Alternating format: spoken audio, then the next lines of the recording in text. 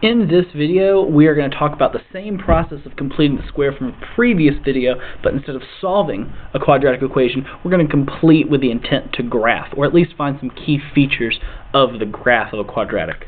So, part of graphing a quadratic is the goal is to get it into vertex form. And what that means is I want to have my equation written in this form so that it clues me into the vertex of my parabola. So the vertex form, y equals a times the quantity x minus h, quantity squared, plus k, where h and k is the vertex. So in this situation, if you remember from previous courses, the h value, or whatever's happening directly to the x, affects the graph's vertical or horizontal placement. It'll move left or right, and then that plus k moves it up and down. So let's look at an example of how to complete the square to get it to vertex form, which is the goal of completing the square with the intent to graph. So we have y equals 3x squared plus 12x plus 21. So what I would do here is start by grouping my variables. And so 3x squared plus 12x.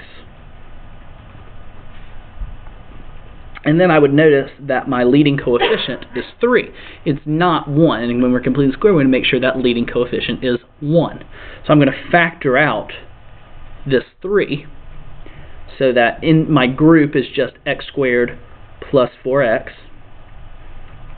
And now is when I have to start the completing the square process in order to make my group a perfect square trinomial that will factor down. So I'm going to take my b term, 4 divided by 2, which gives me a 2. And then when I square this term, I know that is the quantity that I'm having to add in to this group. Now, like we did in previous videos, when I added into the group to get a perfect square trinomial, I had to subtract outside the group that same quantity. However, since I factored out a 3, this 4 is actually 4 times 3, which is 12. And so then when I simplify this down, I get a positive 9.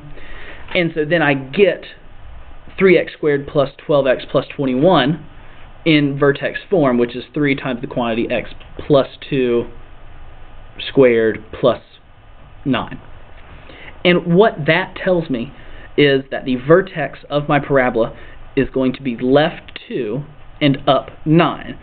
Left being in the negative direction, making my vertex have an x value of -2 and a y value of 9. This 3 out in front means I'm having a vertical stretch, and so I'm stretching by a scale factor of 3. So then when I am trying to graph,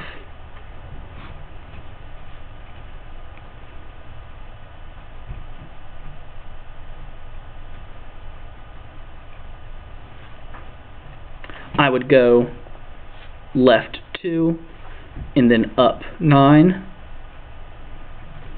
for my vertex, and then I would go left and right 1 and then up 3 to show this vertical stretch.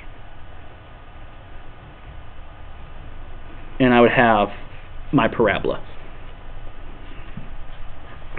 Part of the parabola and being able to graph is knowing some key features. In this situation, we're going to ask for domain and range. So the domain of this parabola are the values of x, such that x is an element of all real numbers.